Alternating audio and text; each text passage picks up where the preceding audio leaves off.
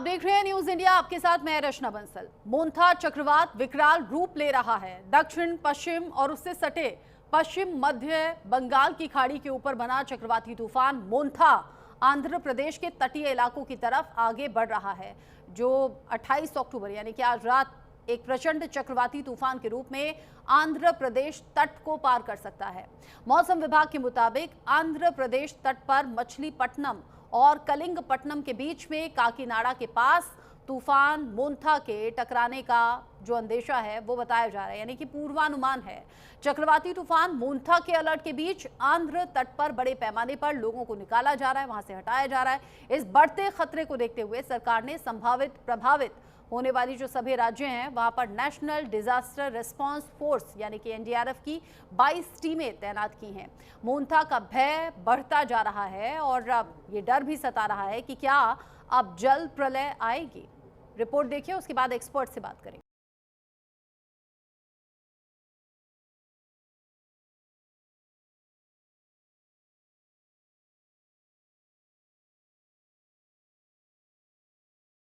समुद्र उफान पर है। हवा की रफ्तार 100 किलोमीटर प्रति घंटे से ज्यादा और आंध्र प्रदेश का तटीय इलाका अलर्ट पर है। बंगाल की खाड़ी में बना चक्रवात मोन्था अब खतरनाक रूप ले रहा है। तूफान मोन्था अब किसी भी वक्त काकीनाडा के पास तट से टकरा सकता है। प्रशासन ने हाई अलर्ट जारी किया है। भारतीय मौसम विभाग के मुताबिक मोन्था फिलहाल बंगाल की खाड़ी के पश्चिम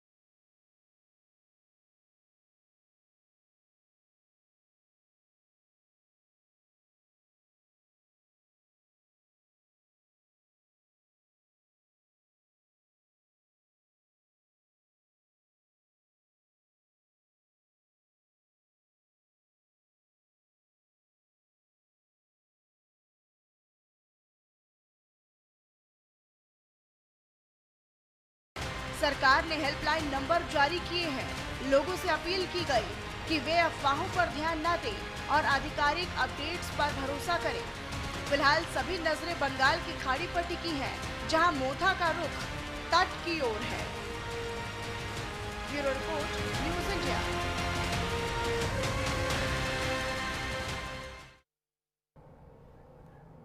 चक्रवाती तूफान का खतरा और उससे निपटने के इंतजाम अभी से हो रहे हैं और उसका असर भी दिखने लगा है। भारी बारिश हो रही है, तेज हवाएं चल रही हैं। आंध्र प्रदेश से खबर अभी सामने आई कि भारी बारिश के चलते मलकापुरम में तो दीवार भी ढह गई है।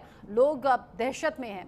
अब इस पर बात करेंगे, एक्सपर्ट्स के जरिए इसे समझने की कोशिश करेंगे। डॉक्टर DR पटनायक थोड़ी देर में मेरे साथ में जुड़ेंगे, वरिष्ठ मौसम वैज्ञानिक के तौर पर, और डॉक्टर अनिल सूद मेरे साथ में जुड़ गए हैं पर्यावरणविद के तौर पर। डॉक्टर अनिल सूद, स्वागत आपका न्यूज़ इंडिया पर। जो माहौल अभी इस चक्रवाती तूफान को देखते हुए बन रहा है वो दहशत वाला है, डराने वाला। कई जगह तो बारिश इतनी ज्यादा हो गई है कि बाढ़ जैसे हालात हैं, हवाएं बहुत ज्यादा तेज चल रही हैं। जरा ये बताइए, लोगों को कितना सावधान रहने की अभी जरूरत है या डरने की जरूरत है? थोड़ा सा आपको करेक्ट कर दूं, मैं डॉक्टर नहीं हूं, मैं एनवायरमेंटलिस्ट हूं सिर्फ। जी सॉरी। ओके, साइक्लोन बहुत देखे हैं मैंने, तो उन दिनों में आंध्रा के साइक्लोन्स देखे जबकि वार्निंग सिस्टम भी इतना नहीं होता था और डिस्ट्रक्शन मैसिव होती है इससे। तो बेहतर यही होगा कि तटवर्ती इलाकों से निकल के लोग जो हैं सेफ जगह पे चले जाएं, क्योंकि पानी के आगे सब बेबस है, एडमिनिस्ट्रेशन भी बेबस है, NDMA भी बेबस है। तो इससे बेहतर कि इससे पहले कि कोई नुकसान हो, इन लोगों को जो है ऊंचे इलाकों पे निकल जाना चाहिए, तटवर्ती इलाके खाली कर देने चाहिए। और उसमें जो है प्रॉपर्टी का डैमेज तो नहीं बचा पाएंगे लोग। आप कह रहे हैं कि जो डैमेज है वो नहीं बचा पाएंगे। अच्छा, डैमेज को काफी हद तक कम तो किया जा सकता है ना, जो तटीय इलाके हैं। लाइफ का डैमेज कम किया जा सकता है, प्रॉपर्टी का डैमेज नहीं कम किया जा सकता। जैसे अभी भारी बारिश के चलते जो मैंने अभी बताया, अभी मलकापुरम में तो दीवार ढह गई है। अच्छा, जो स्ट्रक्चर है उन्हें नहीं बचाया जा सकता। हाँ, ये सावधानी रखी जा सकती है कि जो तटीय इलाके हैं, जो निचले इलाके हैं, या फिर जो ऐसी जगह है जो ज्यादा हिट करेगा तूफान, वहां से लोगों को हटा लिया जाए। लेकिन क्या कोई संकेत भी मिलते हैं अनिल सूद जी, कोई संकेत भी मिलते हैं क्या किस तरह का तूफान आ सकता है और इसके पीछे की वजह क्या रहती है? जी, जैसे अभी 24-25 को IMDA ने वार्निंग इशू करी थी कि बे ऑफ बंगाल में लो प्रेशर बन रहा है, तो लोकल एडमिनिस्ट्रेशन को तभी से सचेत हो जाना चाहिए था, क्योंकि एक बार जब साइक्लोन अपने एग्रेसिव मोड में आ जाता है तो फिर इसको इसका रुकना बड़ा मुश्किल होता है। तो इसके रास्ते में जो भी आता है वो साफ होता जाता है। तो इसलिए जो IMD के साथ डिस्ट्रिक्ट एडमिनिस्ट्रेशन और लोकल अथॉरिटीज का कोऑर्डिनेशन होना बहुत जरूरी है। वो शायद हमारे देश में अभी उस स्टेज तक नहीं पहुंच पाया कि एडमिनिस्ट्रेशन और IMD का कोऑर्डिनेशन अच्छा हो, वो हमारे देश में कमी है। आप कह रहे हैं वो कोऑर्डिनेशन होना चाहिए था, बेहतर इंतजाम पहले से होने चाहिए थे, क्योंकि अगर मौसम विभाग अपना काम कर रहा है तो फिर शासन प्रशासन भी उस तरीके से सतर्क रहता। अच्छा, एक तो होता है शासन प्रशासन की मदद है, NDRF SDRF की टीमें हैं, लोगों को वहां से निकालना, हटाना, सेफ जगह पहुंचाना, और फिर जब हालात नॉर्मल हो तो लोग बैक टू होम अपने जाते हैं। लेकिन वो आम लोग जो हमारे साथ में जुड़े हुए हैं और तटीय हिस्सों में नहीं रहते हैं, उनके लिए कुछ सावधानी होनी चाहिए क्या? मतलब वो क्या एहतियात बरते, डूज डोंट उनके लिए क्या होने चाहिए? एक्चुअली होता क्या है कि तटीय इलाकों में वैसे ही जो कॉलोनीज और रेजिडेंशियल एरियाज अवॉइड करने चाहिए, और एडमिनिस्ट्रेशन को इंश्योर करना चाहिए कि इस एरिया में कंस्ट्रक्शन ना हो, लोग ना रहें यहाँ से। वो मिसिंग है हमारे कंट्री में। कोई भी कहीं भी कुछ भी बना के बैठ जाता है, कॉलोनीज की कॉलोनीज बन जाती हैं, तो जिसका नतीजा अल्टीमेटली उन्हीं को ही भुगतना पड़ता है, क्योंकि अथॉरिटीज तो सोई रहती हैं, वो कहते हैं हमारा कोई कंट्रोल नहीं है। अच्छा, पिछले दिनों एक वीडियो बड़ा वायरल हुआ था, उस तस्वीर पर बड़ी बात हो रही थी कि जापान ने बाढ़ से बचने के लिए जो पेड़ लगाए हैं और जो समंदर किनारे जो इंतजाम होने चाहिए, बड़ा वायरल हुआ था। लोग ये बात कर रहे थे जापान ये टेक्निक को इस्तेमाल कर सकता है, तो फिर इंडिया इस मामले में पीछे क्यों हटता है? लोग ऐसे क्रिटिसाइज भी करने लगे कि भाई यहाँ तो सरकार के जरिए ही लाखों पेड़ काट दिए जाते हैं। ये आप मुझे बताइए कि जब इस तरह के तूफान आते हैं तो कौन से इलाके, किस तरह के एरिया ज्यादा खतरे में रहते हैं? जहां जहां पे मैंग्रोव्स हैं, जैसे पिछली बार साइक्लोन आया था 2 साल पहले कलकत्ता में, तो मैंग्रोव्स ने बचा लिया था सिटी को। इसी तरह बॉम्बे में भी साइक्लोन को जो है, साइक्लोन से मैंग्रोव्स बचाते हैं। तो अब हमारी सरकार की प्रायोरिटी दूसरी है कि मैंग्रोव्स की बजाय वहां पे कंक्रीटाइज कर दिया जाए, वहां पे सो कॉल्ड डेवलपमेंट कर दी जाए। हाईवे तो हम ठीक बना नहीं पाते, तो जापान की दीवार की हम क्या नकल करेंगे? नकल में भी अकल चाहिए। हमने दिल्ली में चाइना की नकल करके स्मॉग टावर बनाए थे, वो बंद पड़े हैं। तो हम लोग जो हैं, हमारे अनफॉर्चुनेटली जब से ब्यूरोक्रेसी प्लानिंग और एग्जीक्यूशन पावर में एज्यूम कर चुकी है, तब से हमारा जो है साइंटिफिक टेम्परामेंट खत्म हो चुका है। अच्छा।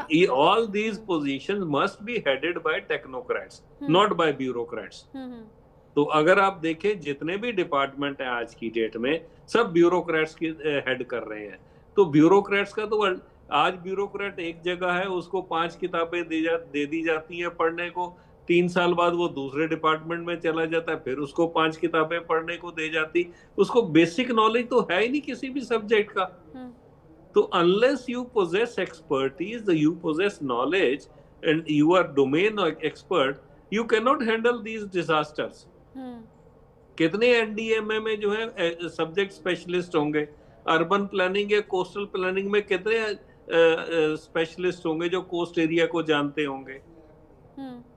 तो जब तक हम लोग एक प्रोफेशनल एटीट्यूड नहीं रखेंगे और हम जो है ब्यूरोक्रेटिक एटीट्यूड से प्लानिंग करेंगे, तो हम कुछ नहीं कर सकते। आप कह रहे हैं प्लानिंग की ये कमी रह गई। अच्छा, ये बताइए, जो प्राकृतिक आपदा होती हैं उस पर कंट्रोल किसी का नहीं होता, लेकिन हाँ, अगर उसके बारे में पहले से पता हो जाए तो हम थोड़ा एहतियात बरत के उस नुकसान को थोड़ा कम कर सकते हैं। वो भी इंसानों को बचा सकते हैं, स्ट्रक्चर को नहीं बचा सकते। क्या क्लाइमेट चेंजेस भी इस तरह के तूफान के पीछे एक वजह होते हैं क्या? देखिए, क्लाइमेट चेंज तो एक स्टार्क रियलिटी है जो हमारे फेस पे है, हम देख रहे हैं। अगर आप जापान को देखें, पीछे कितने बड़े बड़े अर्थक्वेक आए, कितने वहां पे सुनामी भी आई, क्या नुकसान हुआ? ना लाइफ का नुकसान हुआ, ना प्रॉपर्टी का नुकसान हुआ, क्योंकि वहां पे जो अर्बन एरियाज हैं, जो भी डेवलपमेंट्स हैं, उनको इस ढंग से अर्थक्वेक प्रूफ प्लानिंग की हुई है। हमारे यहाँ तो अर्थक्वेक प्रूफ का जो है वो डिजाइन, जी हमने फाउंडेशन में डिजाइन बना दिया है, आप कहीं से भी सर्टिफिकेट ले लो। तो ऐसे थोड़ी चलता है काम। जापान से अगर हम आज कुछ सीख सकें, तो हमें डिजास्टर मैनेजमेंट से पहले हमें अर्बन इंफ्रास्ट्रक्चर क्रिएशन सीखना चाहिए कि आप कैसे अर्थक्वेक या सुनामी प्रोन बिल्डिंग्स डेवलप कर सको ताकि उसमें प्रॉपर्टी का भी डैमेज कम हो। तो हमें जापान से सीखना चाहिए ये, और Japan is the live example in front of us. अच्छा, अगर इस तरह की टेक्नोलॉजी को आजमाने की बात होती है या इस पर प्लानिंग होती है, इंडिया में इसके लिए कौन जिम्मेदार है? मतलब ये जिम्मेदारी किसके हिस्से आती है? अगर पहले तो जो पॉलिसीज बनती वो सेंट्रल लेवल पे बनती हैं, फिर वो स्टेट लेवल पे इम्प्लीमेंट होनी होती हैं। तो हमारे पास एक डिपार्टमेंट ऑफ अर्थ साइंसेज है इंडिया में। अब मेरी समझ से बाहर है कि वो डिपार्टमेंट ऑफ अर्थ साइंसेज क्या करता है। तो ये सारी चीजें जो हैं, these are all science based technologies which have to be adopted based on scientific knowledge and expertise. अच्छा, जब हम इस तरह के अनिल जी, जब हम इस तरह की तूफान की तस्वीरें देखते हैं, उसमें अलग अलग तबाही होती है। भारी बारिश के बाद बाढ़ जैसे हालात हो जाते हैं, हवाएं इतनी तेज चलती हैं कि घर के घर उड़ जाते हैं, छतें उनकी उड़ जाती हैं, समंदर की ऊंची लहरें उठती हैं, तो वो अलग एक दहशत पैदा करती हैं। सबसे ज़्यादा डरने की ज़रूरत कहाँ के हिस्सों को है? मतलब कहाँ के लोग ज़्यादा डरें? क्या समंदर किनारे वाले ज़्यादा? तेज़ हवाएं तो हर जगह चलेंगी, फिर भारी भरकम पेड़ भी उनके ऊपर गिर जाते हैं। मतलब कितनी ऐसी अनहोनी होती हैं इस तरह तूफान में, तो सबसे ज्यादा सावधान कहाँ के लोगों को रहना चाहिए? कोस्टल एरिया को सबसे ज्यादा सावधान रहने की जरूरत है, क्योंकि कोस्टल एरियाज में देखो लाइफ तो आप बचा लोगे, उनकी जो प्रॉपर्टी का डैमेज हुआ वो कैसे आएगा? वो कितने साल लग जाएंगे उनको रिकवर होने में, कितने साल लग जाएंगे उनको वापस उस स्टेज में आने में।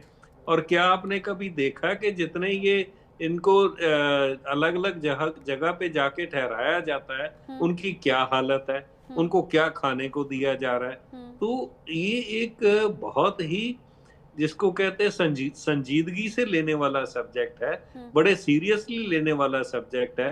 अभी हाल ही में एक वीडियो वायरल हो रहा था, हॉस्पिटल में कैंसर पेशेंट को 5 रुपए का बिस्कुट की फोटो खिंचवा के फिर वो पॉलिटिशियन वापस ले रही थी। तो मतलब इन चीजों में, क्योंकि वो तस्वीर इनफैक्ट बड़ी में वायरल भी हुई थी, 5 रुपए का बिस्किट का पैकेट लिया, फोटो खिंचाई और फिर वो वापस रख लिया। तो ऐसी जो फॉर्मेलिटी, पॉलिटिशियंस के लिए और ब्यूरोक्रेट्स के लिए आपदा में अवसर होता है। आई रिमेम्बर जब 77 में उड़ीसा में साइक्लोन आया था, एक बड़ा सीनियर ब्यूरोक्रेट पकड़ा गया था टारपोलिन स्कैम में। क्या हुआ? कुछ नहीं हुआ। तो मतलब संजीदगी से ये काम करने चाहिए और इनके लिए सब्जेक्ट स्पेशलिस्ट चाहिए, ना कि ब्यूरोक्रेट चाहिए। ठीक है, आप रहिए मेरे साथ में। डॉक्टर डी आर पटनायक भी मेरे साथ में जुड़ गए हैं, सीनियर मौसम वैज्ञानिक के तौर पर। आपका भी स्वागत doctor D R Patnaik news India पर। ये जो तूफान की खबर सामने आ रही है, तस्वीरें अभी से डराने वाली हैं। अभी तो उस स्पीड में हवाएं चली नहीं, उस तरीके से तूफान का असर दिखा नहीं। क्या सावधानी बरतनी चाहिए और कौन सा जो एरिया है, कौन सा राज्य है जो सबसे ज़्यादा प्रभावित हो सकता है? आज जो तूफान जो बात हो रहा मोन्था, वो आज सुबह वो थोड़ा सा और थोड़ा इसका इंटेंसिफाई इंक्रीज कर गया और उसको हम सीवियर साइक्लोनिक स्टॉर्म कैटेगरी में ले आए, जिससे कि अभी उसका विंड स्पीड जो है अब 90 से 100 gusting to 110 kilometre per hour जो इंटेंस सिस्टम है बना जाएगा। लेकिन बहुत ज़्यादा अगर भी नहीं है तो भी काफ़ी है जो डैमेज कर सकता है। और लगभग ये जो आपका 120 kilometre south east of Machilipatnam है, 200 kilometre south east of Kakinada, then 290 kilometre है south west of Visakhapatnam, 410 kilometre south west of Gopalpur. So इससे जो आंध्र प्रदेश का जो उत्तर भाग है और उड़ीसा के दक्षिण भाग है वो ज़्यादातर प्रभावित होगा उसी तूफान के कारण। और आज शाम को और रात तक हमने अनुमान कर रहे हैं कि ये स्थलभागों को इंटरेक्ट करेगा। अच्छा, ये जो अलग अलग स्टेट हैं जिनका जिक्र आपने किया, उनके कुछ इलाकों का जिक्र किया, यहाँ असर सबसे ज्यादा होगा। लेकिन हम देख रहे हैं देश के अलग अलग हिस्सों में मौसम बदला है। दिल्ली एनसीआर में भी बारिश हुई है, यूपी के कई हिस्सों में बारिश हुई है। तो तूफान ओवरऑल पूरे देश पर असर डाल रहा है क्या? नहीं, देखिए तूफान डायरेक्टली इतना सारे जगह में तो असर नहीं डालेगा। ज़्यादातर कोस्टल जो राज्य है अभी पहला इंटरेक्शन उससे उधर ही होगा। लेकिन जो आउटफ्लो क्लाउड होगा वो थोड़ा दूर में जैसे जैसे अंदर आते रहेगा, ये कमजोर इमीडिएटली होता नहीं है। लैंड इंटरेक्शन के बाद लैंड फ्लोट प्रोसेस भी चलता है, 3-4 घंटा लैंड फ्लोट प्रोसेस चलता है, उससे धीरे धीरे कमजोर पड़ता है, आगे भी चलता है। जैसे कि सीवियर साइक्लोनिक स्टॉर्म कैटेगरी में अगर इंटरेक्ट करता है तो इमीडिएटली ये वीक नहीं हो जाएगा, तो वो बाद में साइक्लोनिक स्टॉर्म में आएगा, जैसे कि डिप्रेशन में आएगा, लो प्रेशर में आएगा। तब तक 24 घंटा आगे भी 36 घंटा आगे भी इंटरेक्शन होने के बाद प्रभाव करे। तो उसी रास्ते में जो राज्य में है, जैसे उड़ीसा है, छत्तीसगढ़ है, ये सब चीज भी आगे भी उसका प्रभाव रहेगा। अच्छा, पीक पर कब रहेगा? मतलब जो सबसे ज्यादा नुकसान वाली कंडीशन होगी वो पीक पर कब रहेगा तूफान? जब तट से टकराएगा या उसके बाद? जब सबसे टकराने के टाइम में हमने जो एस्टिमेट किए हैं 90 से 100 किलोमीटर प्रति घंटा, गस्टिंग 110, तो वो उसका जो प्रभाव है टकराने के टाइम में रहेगा। जो हवा का गति है उसके कारण जो नुकसान होगा, जो पेड़ पौधा सब गिरेगा या बाकी जो छोटा छोटा स्ट्रक्चर गिरेगा, उसे हवा में बहुत नुकसान करेगा। और धीरे बाकी जो बारिश तो उसका अभी से थोड़ी टाइम के बाद बारिश शुरू हो जाएगा, टकराने से पहले भी बारिश शुरू हो जाएगा। एंड बारिश का चलते चलते उसका भी क्या कहते होगा, एक्सट्रीमली हैवी रेनफॉल भी हमने काफ़ी डिस्ट्रिक्ट में, नॉर्थ आंध्र प्रदेश, साउथ उड़ीसा में काफ़ी जिलों में एक्सट्रीमली हैवी रेनफॉल भी दिया है। रेनफॉल जनित भी क्षति होगा, देन हवा के गति के कारण भी होगा। और जो स्टॉर्म सर्ज है, जब टकराता है तो स्टॉर्म सर्ज भी होता है कि ये उससे भी जो लो लाइन एरिया है उसको भी प्रभाव पड़ता है। तो तीनों का प्रभाव साइक्लोन में होता है और इस साइक्लोन में भी होने का अनुमान है। अच्छा अनिल सूद जी, जब भूकंप आता है उस पर हम बात करते हैं तो जो एक्सपर्ट्स होते हैं वो बताते हैं कि भूकंप का असर भी अलग अलग हिस्सों में अलग अलग तरीके से देखा जाता है। जैसे हाई राइज बिल्डिंग में खतरा ज़्यादा होता है, जो 1 फ्लोर 2 फ्लोर के होते हैं वहाँ इतना खतरा नहीं रहता। साथ ही इस पर भी डिपेंड करता है आपकी बिल्डिंग कैसे, किस मटेरियल के साथ, और वो भूकंप निरोधी जो इंतज़ाम है वो उसमें है या नहीं है। अब यहाँ तूफान को देखते हुए अगर देखें, पेड़ जहां होंगे भारी भरकम, उसके पास वाले घरों को ज़्यादा डर है क्या? क्योंकि पेड़ गिर सकते हैं, फिर आपके घर क्षतिग्रस्त हो सकते हैं, घरों के अंदर आप हैं तो आप पर असर हो सकता है, या क्या हाई राइज बिल्डिंग वाले ज़्यादा सावधान रहें? इसमें क्या देखें? देखिए, इसमें जो है ना, सबसे पहले तो आपका अर्बन इंफ्रास्ट्रक्चर जितना है वो कोलैप्स कर जाता है। हम्म। हमारे यहाँ आपने देखा होगा, हिंदुस्तान में थोड़ी सी भी बारिश होती है तो शहरों में बाढ़ आ जाती है। तो वो सिचुएशन जब साइक्लोन आता है, मैंने तो साइक्लोन देखे हैं, मैं तो साउथ में रहा भी हूँ, और साइक्लोन के टाइम में सिटीज की बुरी हालत हो जाती है। लोकल जो कोस्टल एरिया वो तो है ही है, उसके अलावा जो सराउंडिंग सिटीज हैं उनमें भी बहुत बुरा हाल होता है, तो डैमेज बड़ा एक्सटेंसिव होता है। पर हमने आज तक कोई भी एज अ नेशन कोई पॉलिसी नहीं बनाई, हमने कोई विजन नहीं रखी कि कोस्टल एरिया में डेवलपमेंट के नॉर्म्स क्या होने चाहिए। और जैसे कोस्टल जोन रेगुलेशन भी बना हुआ है, उसकी कितनी वायलेशंस हैं, चाहे वो आप महाराष्ट्र ले लो, चाहे वो आप कर्नाटका ले लो, चाहे उड़ीसा ले लो, चाहे तमिलनाडु ले लो, चाहे वो विशाखापट्टनम ले लो। कोस्टल एरिया के आसपास इतनी मल्टी स्टोरीड बिल्डिंग बन गई हैं, वो कैसे बन गई? जबकि कोस्टल एरिया रेगुलेटेड जोन है, वहां पे मल्टी स्टोरीड बिल्डिंग नहीं होनी चाहिए। तो कुल मिला के हम लोग जो है, कागजों पे तो हमारे बहुत कानून है, वो जमीनी हकीकत पे कोई कानून फॉलो नहीं होता, सब फ्लाउट होते हैं। अगर आप यहीं पे मैंग्रोव्स होते, जैसे कलकत्ता में मैंग्रोव्स हैं, बॉम्बे के तो मैंग्रोव्स उजाड़ने पे तुले हुए हैं हम सब लोग। जब कलकत्ता के मैंग्रोव से हमने क्यों नहीं लेसन लिया कि मैंग्रोव्स जो हैं वो एटलीस्ट घरों को बचा सकते, विंड स्पीड कम कर सकते, पानी की स्पीड रोक सकते, पेड़ों का टूटना रोक सकते हैं। तो वो चीजें हम एज अ नेशन नहीं सोचते हैं। हम सिर्फ ये सोचते हैं कि बिल्डिंग कैसे बन गई, कंस्ट्रक्शन कैसे हो गई, मल्टी स्टोरेड कैसे होगी। हमारा सारा ध्यान जो है वो कंस्ट्रक्शन की तरफ है, ना कि प्रोटेक्टिव मेजर्स अडॉप्ट करने की तरफ। अच्छा, जब इस तरह के तूफान आते हैं डॉक्टर डी.आर. पटनायक, ये जब इस तरह के तूफान आते हैं तो ये मैं आसान भाषा में आपसे समझना चाहती हूँ, ताकि हमारे दर्शक भी समझें। जब इस तरह के तूफान आते हैं, कैसे डिसाइड होता है कि ये राज्य सबसे ज़्यादा प्रभावित होगा? मतलब ये किस चीज़ पर आधारित होता है, कैसे पता चलता है? जब तूफान बनता है, पहली स्टेज में एक लो प्रेशर एरिया, जो कि छोटा सा हल्का सा दबाव, कम दबाव का क्षेत्र मान जाए, उसको बनता है पहले से, जो कि दूर बनता है अंडमान के आसपास, साउथ अंडमान सी, उससे वहाँ बनता है। तो जब वो उसका इनिशियल रूप होता है, तो हमारे पास जो ऑब्जर्वेशन सैटेलाइट्स में से हम देखते हैं कि बन रहा है, लेकिन जो आगे के लिए जो अनुमान करते हैं वो फोरकास्ट करते हैं, उसका इंटेंसिटी कितना बढ़ेगा और कैसे उसका ट्रैक होगा, वो ट्रैक होगा। तो हमारे पास जो सोफिस्टिकेटेड न्यूमेरिकल मॉडल्स भी है, हम जो डिसीजन सपोर्ट सिस्टम है, उससे चलते हम अगले 4-5 दिन में कैसा रहेगा, कहाँ जाएगा, कितना इंटेंसिटी होगा, इसका अनुमान करते हैं। और उसी राज्य को, उसी जिला को हमने ये वार्निंग देते हैं, जहाँ की हमारा एक्सपेक्टेड ट्रैक हो बोलते हैं, जो जिसमें ये गति करेगा, जितना इंटेंसिटी होगा।